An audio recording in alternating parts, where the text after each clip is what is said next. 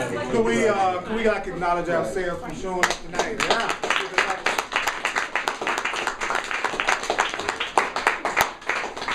Wow. Wow. Welcome to A Course of Love. Let's take a deep breath and remind ourselves why we even bother to show up. Yeah.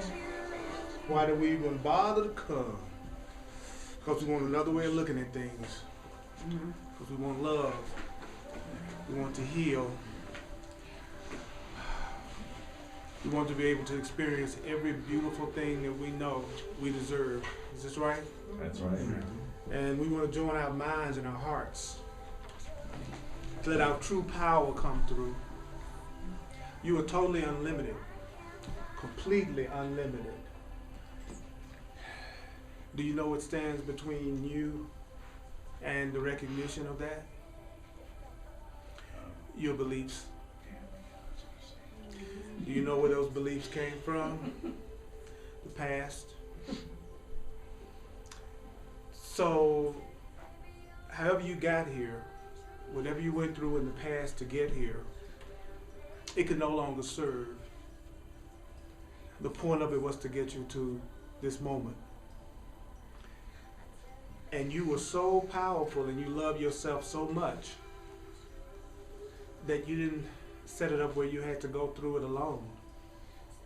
It's evident by the people around you that you're not the only one who really wants to be happy, really wants to know the truth about yourself, really wants to change your mind. And if you got the Course of Love book, we're going to be on page 239.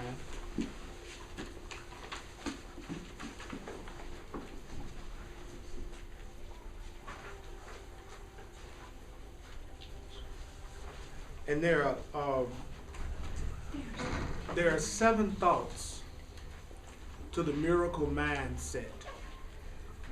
And I'm going to share those 7 thoughts with you. First one is that there's an invisible but knowing life force within you. There's an invisible but knowing life force within you. The second one is that your thoughts are something that you control, and your thoughts originate within you. The third miracle mindset belief is there are no limits. There are no limits. The fourth miracle mindset belief is that your life has a purpose. This isn't in the book. I can feel the churning. Yeah. We're desperate. I know. I was like, what the heck? The fifth one is you overcome weaknesses by leaving them behind. Say it again. You overcome weaknesses by leaving them behind. Number 6. When you examine what you believe to be impossible, I like this. When you examine what you believe to be impossible, you can then change your beliefs. I would invite you to be open to the impossible, what you might think of as impossible. Could you repeat that, please? When you examine what you believe. When you examine what you believe to be impossible, you can then change your beliefs. Like, for instance, you are not limited in any way. When you examine what you believe to be impossible, you can then change your belief. You can go, the last one is, you can go beyond logic. You can go beyond logic. You can go beyond logic. All right. So we're on paragraph 28-10.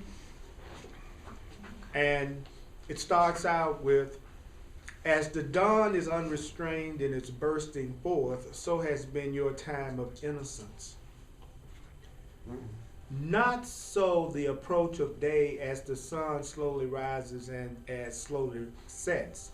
This is a time of being both guided and restrained. A time of realizing that you can know without knowing what to do, and that this is not a mistake. You can know without knowing what to do. Many reach this stage and not knowing what to do with what they know begin to doubt their knowledge. Many reach this stage and not knowing what to do with what they know begin to doubt their knowing. This is a human response to a knowing that is not human in origin. Knowing is alien to you, and that is why you seek validation. Each validation is seen and felt as a reward, a prize, a confirmation that you believe allows your conviction to grow. In other words, because you believe it, this is at first quite true.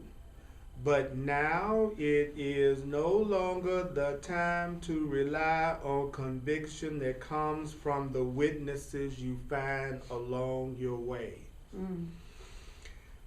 Say it again.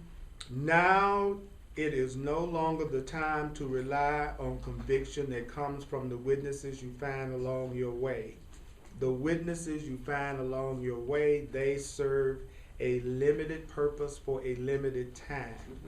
Now is the time to step beyond the validation that witnesses can give you. Now is the time to step beyond the validation that witnesses can give you.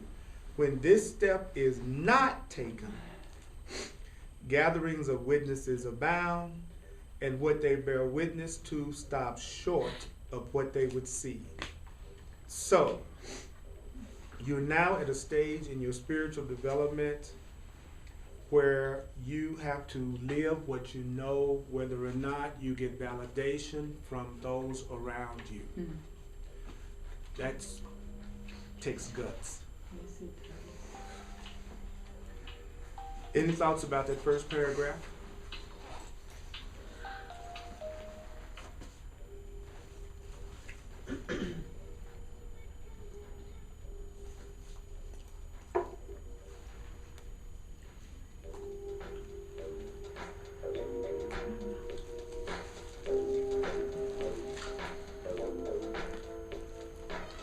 You no longer need validation from anybody around you. You no longer need validation from anyone around you. You got to live your truth, whether you get validation from anyone around you. You got to live your truth, whether you get validation from anyone around you. It's time to live your truth, even if you get no validation, even if no one says they agree with you, even if no one else says you are right. It's time to live your truth, even if everyone around you thinks you're nuts, that you lost your mind, that what you're saying isn't true. Let it go. You don't need no validation no more. Let it go. You don't need no validation no more. Let it go. I don't need no validation no more. Let it go. I don't need no validation no more. I let it go. I don't need no validation no more. I let it go. I need no validation no more. Let it go. I need no validation no more. Let it go. You need no validation no more.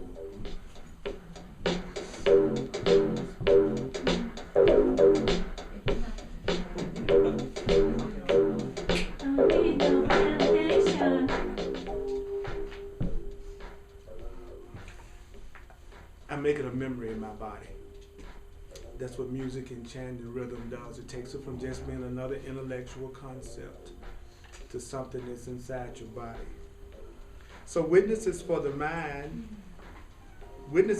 mind and fall short of devotion, which is the natural response of those who know and weary not of what to do. This is a difficult stage as you feel obligated and inspired to act, and yet awkward in your actions.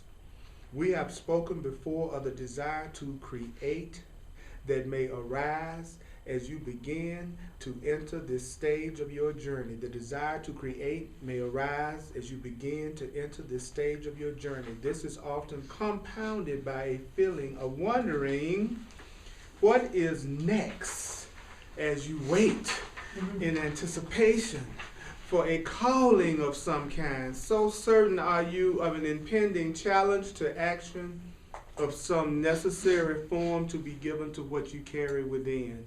Again, as when you feel the need to convince others of your belief, the need to give form to what is beyond form misses the point of what you have gained. You may be asking now, are you saying to do nothing? Are you saying to do nothing? At the thought of this, you will be aghast. And what is more bitterly disappointed? Again, as in the beginning, you seek a task to accomplish, forgetting that only you can be accomplished. There is no task to be accomplished. There's only you to be accomplished. And you are the accomplished. The course of love is coming from the premise that you've already let go of the past. You just don't realize it yet. And you're learning how to let go of everything that stops you from realizing that you have already accomplished. So we're not coming from the perspective that we're trying to accomplish anything. We're coming from the perspective that we are already accomplished. We're not broken. We don't need to be fixed. We just need to learn how to let go of every block to the awareness of who we really are. That's different from seeking something from the perspective that you don't have it. It's entirely different from seeking something from the perspective that you do have it, and you're just trying to let go of every block that keeps you from knowing you have it. You're going to succeed if you already have it, but don't know you have it. But if you go after it from the perspective that you don't have it, then you never find it. Because your core belief is that it doesn't exist to begin with. See the difference? You know, seeking wealth from the perspective that you are full of lack is not the same as seeking wealth from the perspective that you're already abundant and you want to let go of any blocks to the awareness of that. You are already loved. You are already loved. All you want to do is let go of any blocks to the awareness of that. And at this stage of the game, you can no longer count on the validation of others to make your path okay. It's your path. Wow. And since it's your own individual curriculum, no one else is doing it exactly like you anyway. So it's really kind of insane to look for validation from other people at this point. Right. Wow. That's huge. Yeah, because if you're getting to the point that you're trying to live your life instead of the life of someone else or a life that you've been programmed to live, then what you're doing is you're asking to live your life based on your own uniqueness. And if you're doing that, there is no one else just like you. So the price you pay for being willing to be yourself is that you can no longer seek validation from others because now you're expressing your own unique divinity. If you're trying to be like everybody else, it makes sense that you think you need validation from everybody else. But if you're no longer a sheep, and now you're no longer just being mesmerized and programmed, then you're actually getting ready to be yourself for the first time. There is no one else exactly like you. So you have to let go of the need for anybody else to tell you what is the right way for you to be, or what's right for you, or what's true for you. So how do we go out into the world with that attitude that we're already accomplished? I'm already accomplished. I already am that I am. You're already who you are. Mm-hmm. Only problem is we don't have a freaking idea what that is in a lot of instances because we only know what we've learned. And how do you know if what you've learned is correct? How much peace do you feel? How much joy do you feel? It's like even if I can't change my mood, and I decide for whatever reason to have a lot of thoughts that are attacks upon myself, it still doesn't alter who I am. There's nothing you can think that can change who you really are. So you can go ahead and feel however you want to feel as long as you want to feel it. It's not going to have any effect on who you really are. So don't sweat it. You may not enjoy that interval of time while you're doing that, but it has had no effect on who you really are. Yeah. And that's a biggie to get. Because sometimes you just want to wallow for a while because you've been programmed to think that it serves some kind of a useful purpose. That the least you can do as a good person when you're unhappy with yourself is just feel bad. We all know that helps a lot. I was looking at the news for a second before I came over here, and they were saying that the American Psychological Association or something is getting ready to try to get this law passed where grief is seen as some type of a disorder, so that people could get medication prescribed for grief as if something is wrong with it. And I just thought that was interesting, that we're trying to create a society that every single solitary thing that we go through is something that can be handled by some form of drug and medication, while at the same time completely condemning and imprisoning people who do any kind of drugs and medication. Provided it's not the kind that's okay. Isn't that kind of interesting? I always think that's really interesting how we're constantly being programmed for drugs on every level for everything, and then the main thing that people are spending years and years in prison for are drugs. It's just funny. It's funny. It's just an another observation to me of how totally insane the world is. And there's a line in the Course in Miracles that goes, "Do not underestimate the insanity of the world." Like the only mistake you could make is not realizing that it's crazier than you think it is.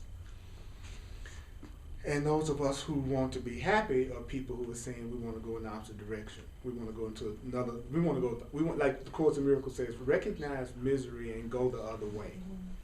I like that line. Then it said recognize misery and analyze it. It says recognize misery and go the other way. Think about how many things in your life that you could have saved yourself if you had to simply notice you were going in this direction and you were feeling more and more pain. And you just decide to go in another direction. Like if you were going into a relationship and just noticed you were going into more and more pain, and you just decided, well, you know what, I'm going to go the other way. I go to this job every day and I go into more and more and more pain. Maybe I need to go in another direction. Could it be that simple? I don't know. But you are accomplished. You are not broken. Any thoughts about anything we've shared so far? I love the reinforcement that we can't screw this up.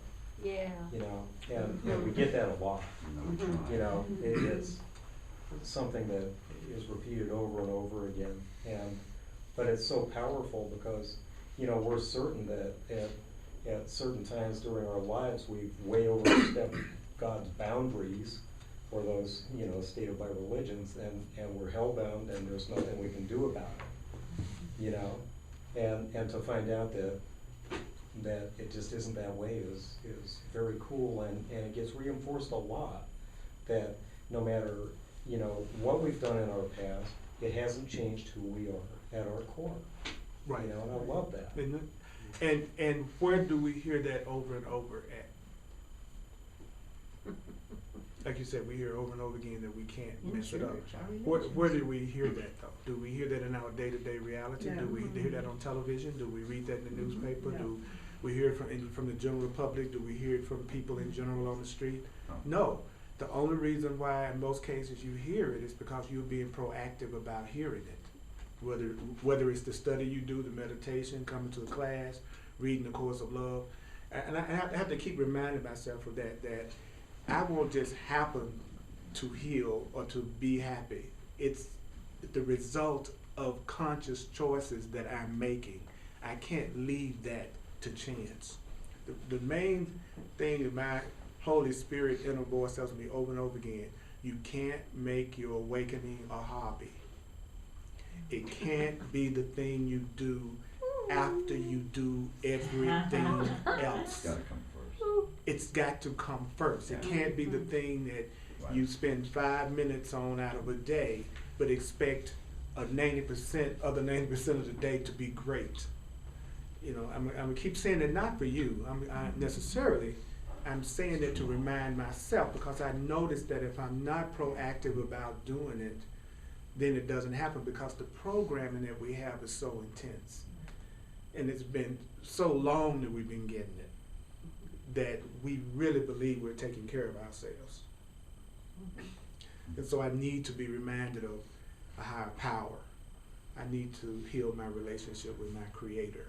I need to know I didn't create myself. I don't want to come to these classes just to get more information or how I can take care of myself by myself, personally. You know, I want to be taken care of. I want to be in the flow. You know what I mean? Yeah, yeah. When one thinks there is much to say, one forgets to listen. When one thinks there is much to say, one forgets to listen. Be guided in your going out. Be restrained in what you say. Be attentive in your listening. Where you are is where you are supposed to be. Where you are is where you are supposed to be. Whew! That is so cool. Where you are is where you are supposed to be. Where I am is where I am supposed to be. Mm-hmm.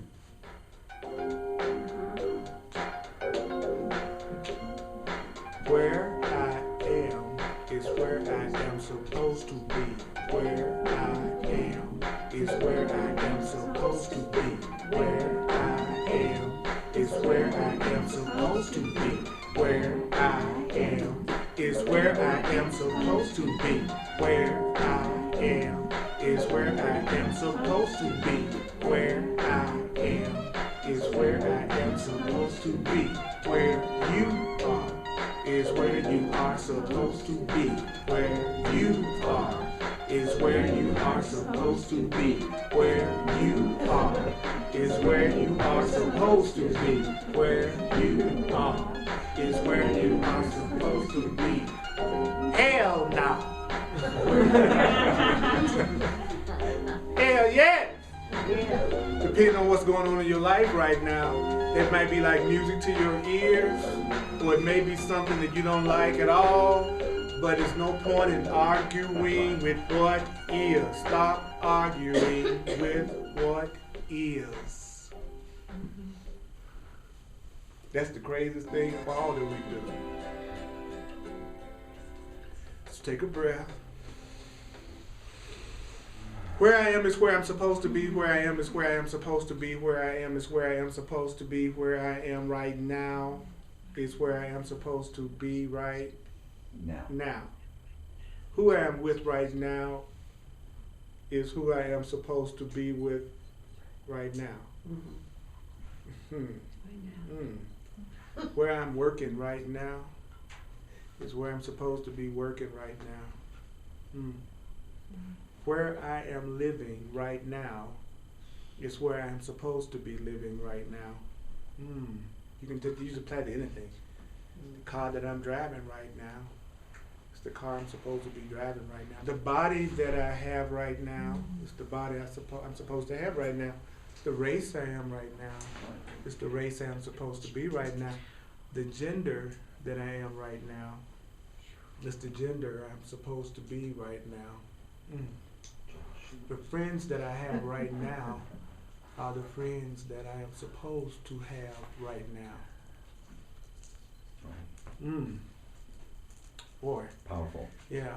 Did any of y'all, when you say that to yourself, even think it, did you notice that you relaxed more? Yep. Like the minute that you were willing to, even if you were necessarily thrilled about that, still there was something about not fighting what is.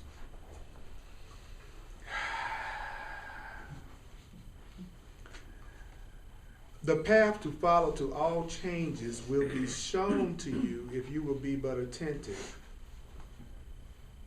If you follow the way that is shown to you, all uncertainty will end. Uncertainty is where difficulty lies. Certainty and ease as surely go together. There are no more decisions for you to make. Yay. There is only a call for a dedicated and devoted will. So you're not being asked, and I'm not being asked to make any more decisions. What we are being asked is to be dedicated and devoted. No more decisions, but you do need to be dedicated and devoted. A will dedicated to the what? Present moment. Yes. To those who are sent to you, and to how you are guided to respond to them. So here's the instruction. I am called to have a will dedicated to now. I'm also being called to be dedicated to you. And I'm also being called to be guided, to be dedicated, to be guided in how to respond to you. I'm not only dedicated to you, but I also need guidance in how to respond to you. A lot of times people go, well, I'm dedicated to this person. Yeah, but are you asking for guidance in how to deal with them? That's adding a little bit more to that package. I'm dedicated to you. Yeah, but are you dedicated to hearing what the Holy Spirit wants you to do with me? What the Holy Spirit wants you to say to me? How the Holy Spirit in you wants you to respond to me? Are you dedicated to me for your agenda? And to make sure your agenda is acted out. And that's what you're dedicated to. So, that's the end of that chapter, which was called Bearing Witness.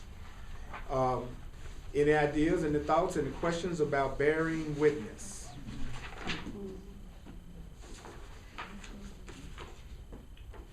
Okay. Quick review of bearing witness. I'm just going to read through this. This is the main points of that chapter. What is it that you must bear witness to? You must bear witness to what you've learned. How is the truth brought to those still living in illusion, which is false ideas? Through trusting and letting your life bear witness. What is the trust that goes beyond proof and beyond the need for witnessing at all? This is the trust of knowing. What time is it? It's your time to shine. It's your time to be a light to those who live in darkness. Do you know that you can know without knowing what to do? What time is it?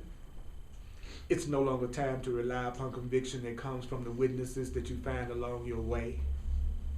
Now is the time to step beyond the validation that witnesses can give you.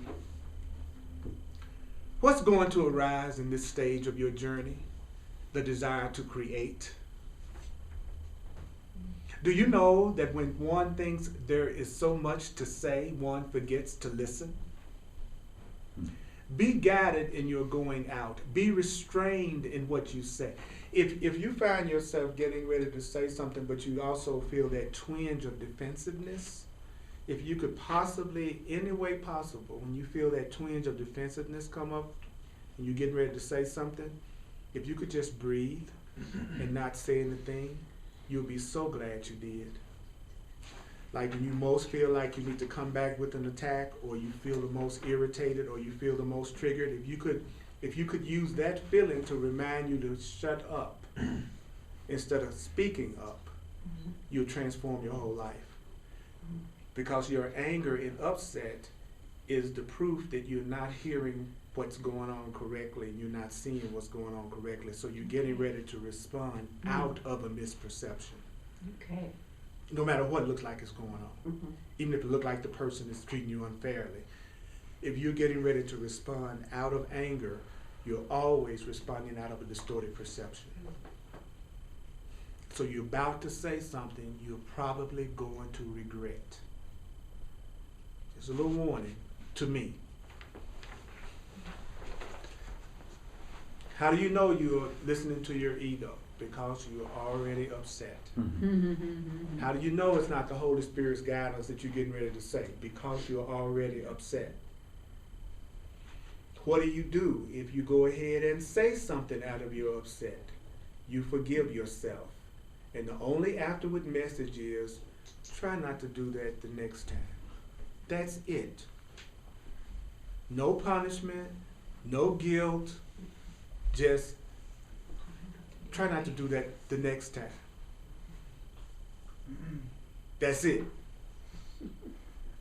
Why would I not want it to be just that? Because I want to punish myself for what I said when I got upset. You're going to do it sometime while you're learning how to hear. You're going to do it sometime while you're learning how to get in control of your thoughts. Everybody with me on that? Yep. You're not gonna do it right every time. You're not gonna catch yourself every time. So rather than focusing on never making a mistake, it would be smarter to concentrate on the correct way to perceive yourself if you do make a mistake. Wow. Say that again? Rather than always concentrating on never making a mistake or getting angry or saying something in anger, it would be smarter to concentrate on the correct perception of anger or the correct perception of how to see yourself if you do lose it. Because you're going to lose it sometime, depending on how much investment you got in what's happening. And especially if what they're saying about you is something you already believe about yourself, even if it's negative. That's why you get so upset, is because you believe it too. Yeah. If you didn't believe it was true, you wouldn't lose your cool. You're losing your cool because you give it just as much power as the person who's saying it to you. Yeah. So you're witnessing to what your revolt is, a witness that you believe what they're saying. Interesting. Oh, God.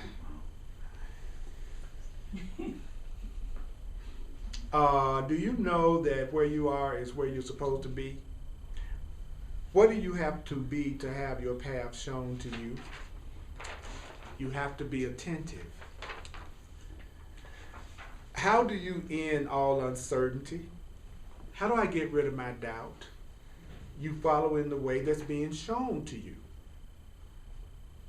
All difficulty lies in uncertainty. All difficulty lies in doubt. What goes together? Certainty and ease. What is called for? What is called for is a dedicated and devoted will or mind. There are no more decisions to make. There are no more decisions to make. There is only a call for a dedicated and devoted will. What do you need? You need a will or mind that's dedicated to the present moment. You need a will or mind that's dedicated to those who are sent to you. And by the way, every relationship that you have with anybody is sent to you. It didn't come to you because you're so cute. It didn't come to you because you're so fine. It didn't come to you because you got so much money and education. Regardless of what the ego needs to think the person is in your life for, the truth is they were sent to you. Everyone in your life was sent. Your mama, your daddy, your friends, your relatives, your lovers, everyone in your life, they were sent to you. Wow. Wow. And you were sent to them.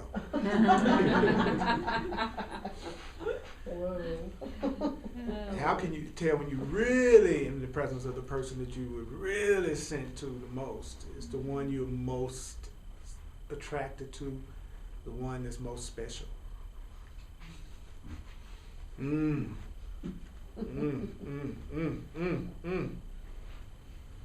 Are there any people in your life you wish had not been sent to you? Is there anyone in your life you wish you had not been sent to? Is there anyone in your life you're glad was sent to you? Oh, yes. Yeah. Is there You. anybody that You, yeah, Earl Purdy. thank you. You I'm glad betcha. you were sent to me too. Thank you. Mm-hmm. Yeah. I'm a center. Yeah. And I'm a receiver. I thank God. Uh-huh. Thank God. Would you mind passing this around, Bonnie? Whoever hasn't signed the Course of Love mailing list since the first of the year, would you please print your name and email if you'd like to be able to find out what we're doing on Thursdays. Everybody who was sent to you for your own best interest. Yeah. I'll say it again. Mhm. Everybody that's in your life is in your life for your own best interest. But you do not perceive your own best interest. And since you don't perceive your own best interest, you don't always know that.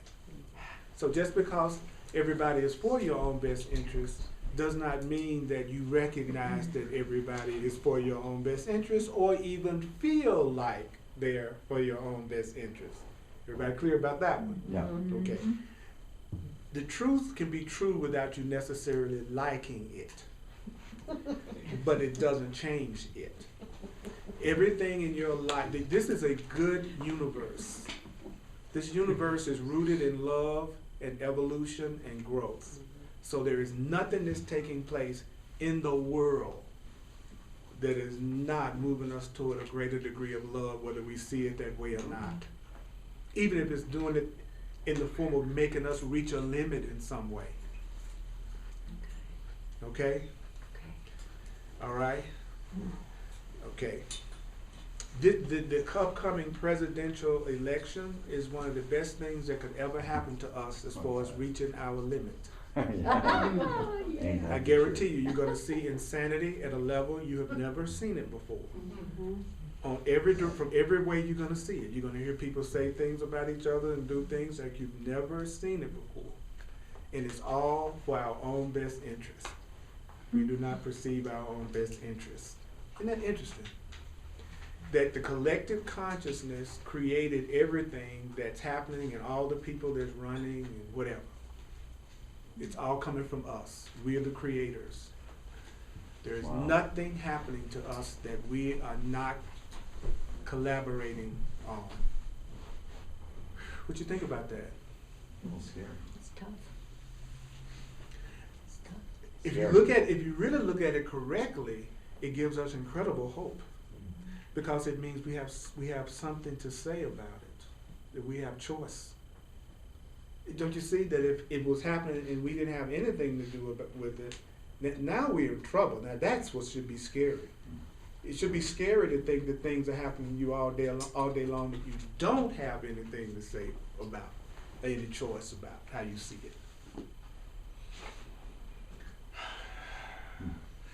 When I first got into New Thought and I heard my beliefs make my reality and everything that was happening to me was coming from my thought, that was the most liberating idea that I'd ever been exposed to, and it excited me more than anything I'd ever heard. What's been interesting as a teacher for so many years is that I find it is rare that people look at it that way. For me, it was liberating. It's like, oh, you mean if I'm going through something I don't like, if I could change my thinking and change my consciousness, I could draw the thing I really love and I really want? To me, that was liberating. But in teaching for so many years, it seems like it's not very exciting to most people. If they look at it as something frightening or something painful, that means you're not stuck. That means whatever is going on in your life right now, whether it's a health condition, it could be seen differently, whether it's a financial situation, whether it's a relationship, if you're on a job you hate, if that means that there's anything happening in your life right now that you are not pleased about, you have options. You have a choice. Why wouldn't that be good news? Would anyone care to share? Because it feels unattainable to me. Okay, now remember, that's what we heard earlier, that when you examine the impossible, then you can change your belief. That's what that's taking. Like, the mere fact that you're willing to look at that Mm-hmm. and see that that sounds impossible, is the first step to going to the next level, which is I could change my belief about that and then allow that to be shown to me. Because you could be shown new thoughts that could give you an entirely different experience. So it's possible to see the truth of that through your own experience. So I guess the question would be, I'd like to ask you is, would you be willing to move in the direction of knowing your power? Oh yeah. Like, I'm keen on looking at things differently. Mm-hmm. And if you look at things differently, it can change it immensely. Mm-hmm. But then the real life situations that you could change by changing your thoughts feels completely unattainable to me. Right. You know what I mean? I know The exactly what black you and mean. whites rather than the, I could look at it this way or I could look at it that way. Give me an example. You know, bill has to be paid. And it's more of a black and white. There isn't a way that I can think about the bill differently to where it's going to disappear. Or at least, you know, I don't know. Actually, the truth is there is a way that you could look at the bill differently that it would disappear. Yeah. Right. And what happens is that all these things that we're studying are the new perceptions you could use that would allow the bill to disappear. You know, and so all that's being required is a willingness to use the ideas, whether you believe them, whether you accept them, and whether you welcome them, and even if you have resistance to them. Right. Okay, so if you're willing to use the ideas, even if you don't believe the ideas, and apply the ideas, even if you don't believe the ideas, then that's all that's being asked of you. So that would take the pressure off, because the pressure comes from believing that you need to believe the truth for the truth to be true. Mm-hmm. You see what I'm saying? So the only thing that's really keeping us, most of us, from practicing any of this is the idea that we think we have to believe it before we'll apply it or use it. But see, that's what keeps us stuck, because all of our beliefs are based on what we've learned in the past. Because if you had been taught from day one that you could change all those things, or even if you got in touch with your identity as an unlimited spiritual being, another way of looking at the bills would happen, and you would get in touch with your own divine nature, and you would get in touch with your own levels of abundance that's open to you, and the bill would be gone anyway, and at the very least you wouldn't give up your peace about the bill. As a matter of fact, the bill stays there until you recognize that your peace isn't dependent on the bill. That's really the ultimate spiritual lesson about the bill. It's for you to not believe that you won't have peace until you pay the bill. The lesson is to have peace about the bill, whether it's paid or not. That's really the ultimate spiritual lesson. Because out of a peaceful state of mind, you want everything to be created out of a peaceful state of mind. And in a peaceful state of mind, I bet you anything, the bill would disappear. Or something would happen to correct it. See, that's what's happening in the outer reality right now, all the way around. We are forcing ourselves to turn within. So we keep creating more and more situations in the world that seems like it's impossible to solve, so that we'll get to the point where we surrender and truly ask to see things another way and to be open to another way of looking at it. And so most people don't surrender until they're brought to their knees and everything that they tried does not work. Right? Right. We are being asked to be smart enough to go ahead and voluntarily be willing to look at things another way before it even gets to that level. It's not necessary to get to that level for me to change my mind. Because everybody will eventually. You know, one thing about the truth, if it's really true, then everybody's going to find it out eventually, wouldn't they? Mm-hmm. You know, I don't care how much they're arguing about it. If it's the truth, sooner or later you're going to come to the realization, right? So the only thing a conscious being is doing is just coming to the realization sooner voluntarily. That's it. You know, I don't need to put my hand on a hot stove to know not to put my hand on a hot stove. But the person who does put their hand on the hot stove is also going to come to the same conclusion to not put their hand on the hot stove, right? Right.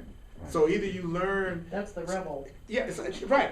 What's so funny? In the second book of the Course of Love, it talks about how there is no other path but to recognize the truth, no matter what path you take. The only difference is Either you do it the way that Spirit is inviting you to do it, or you do it another way. But you still come to the same realization. And I just heard, and I had to be with that for a minute because that was so deep. Just like the analogy about the person that puts their hand on the stove and the person who doesn't. They both come to the conclusion not to put their hand on the stove, right? But the person who didn't, they're having a much cooler experience than the person with the 3rd-degree burn. But the realization is exactly the same.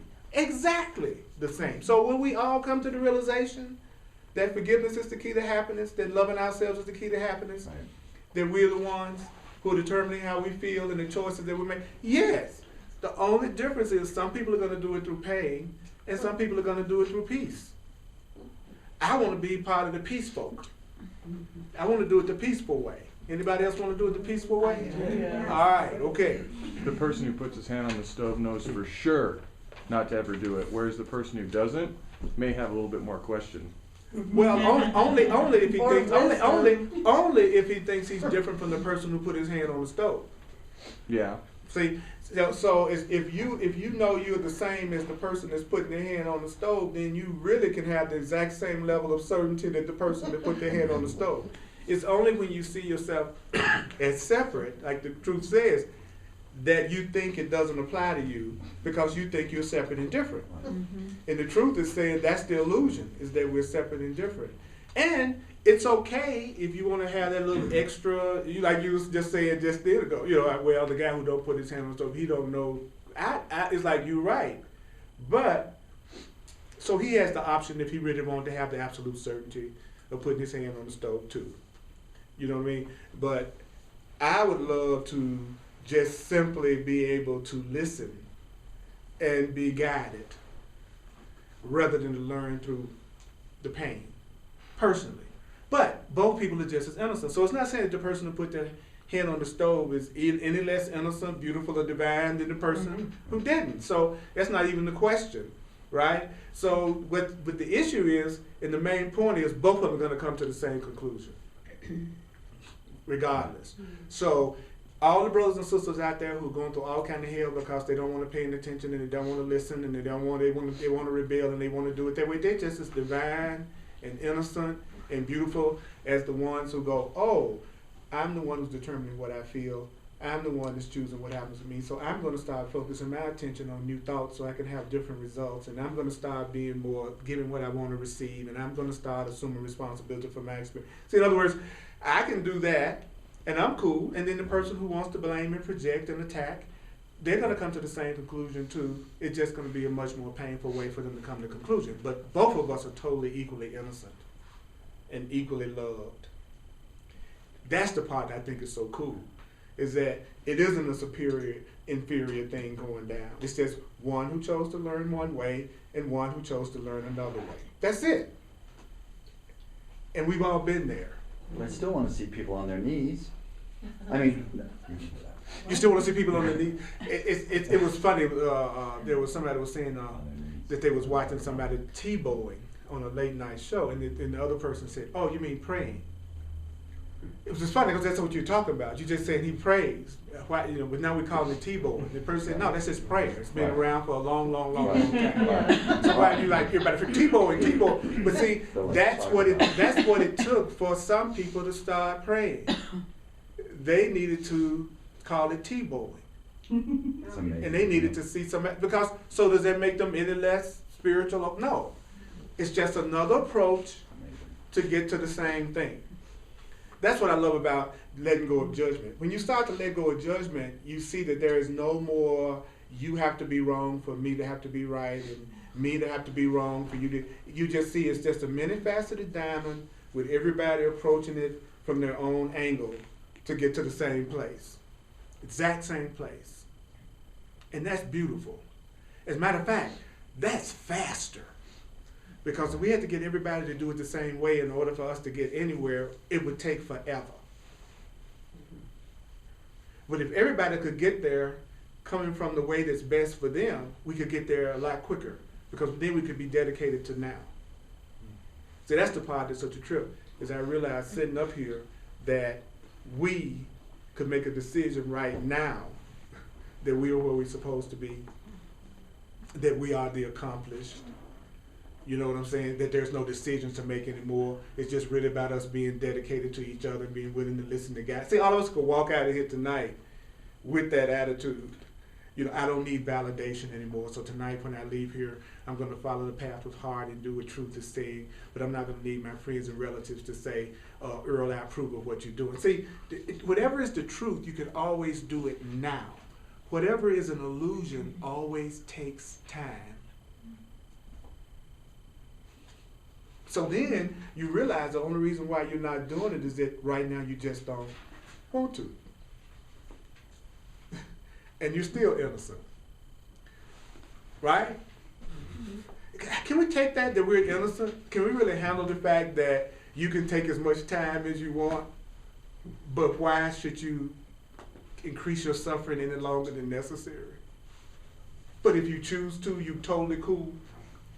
But I don't have to. That's the beauty of being separate. The cool thing about being separate, until we all recognize we're one, is I don't have to wait on you. And I can let you do it at whatever speed you want to do it to come to the same conclusion that love is the answer. But that don't mean I have to wait for you. I could start treating everybody lovingly tonight, and I could start following the path of heart tonight, and I could start doing the things that really move me tonight, even if someone else listens to the class and go home and do the same old patterns they've been doing a million years. The truth will be waiting for them whenever they're ready, because it's eternal. So when they decide to change, the truth will be there. It's a win-win for everybody. And then if you go ahead and do it, I get a chance to see someone doing it. You know what I'm saying? It's like when I went to this party a couple of weeks ago, and they did a firewalk at the party, and the person that I was there with decided to do the firewalk, and they wasn't going to do it at first, but they saw everybody else do it. So they figured they could do it too, and they did it. Why? Because it's hard not to believe that someone that you know real well, that they didn't get burned, you wouldn't either, if you chose not to.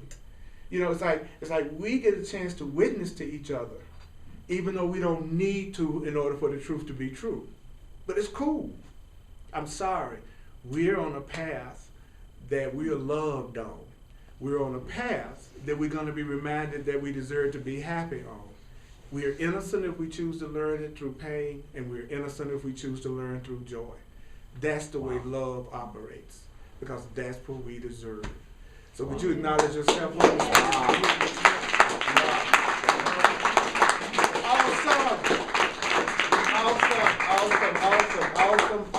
Awesome. You got more, John? Yeah. I really want to thank you for your love offerings. Teaching is what I do full time in the world. And I'm sustained by the love of God through the generosity of the people who come and see value in what I do. So I appreciate that, because I'm just like you. I have the same needs in the world that you have. And they'll be met regardless, you know. But I want to just take a moment to really thank you for showing your appreciation in a way that helps me out in a very practical way in the world, as well as me giving to you from my heart. Hopefully that it's also benefiting you also. And because we are one. We are one. So I'm going to take a couple of minutes to do the last little review. And I'd like you to just take a minute to just relax and let yourself hear before you go out into the lab.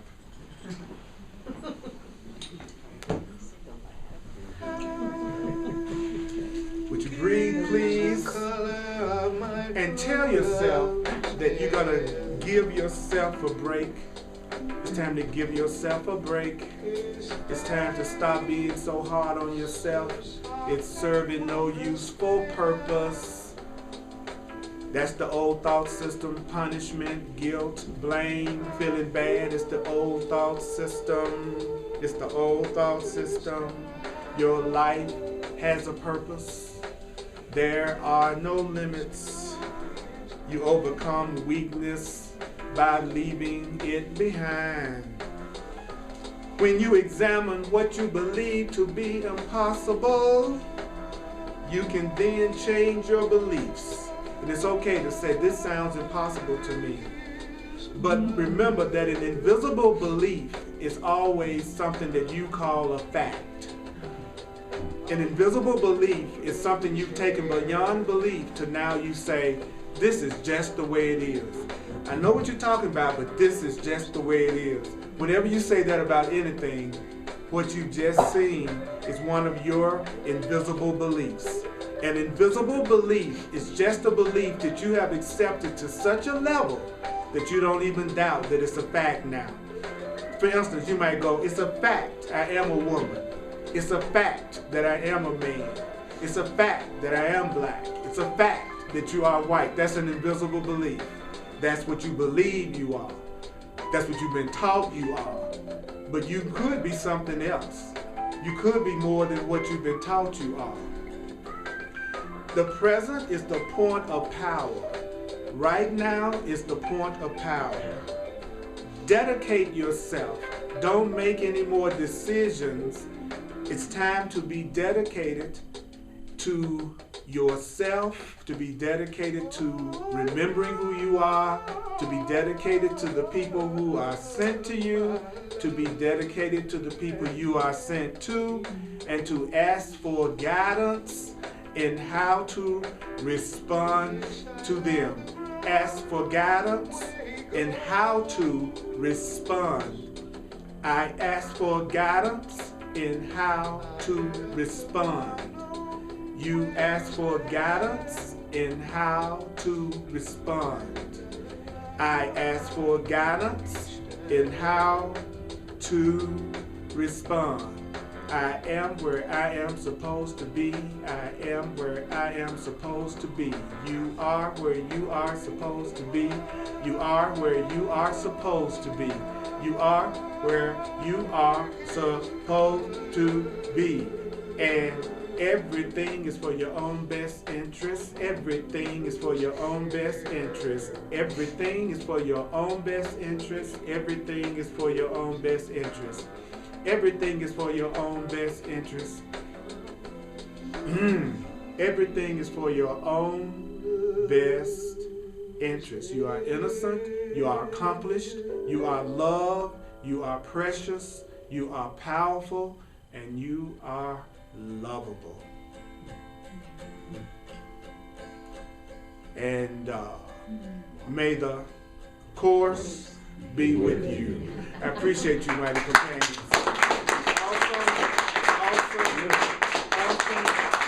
Awesome blessings in my life. Woo! Thank you so much.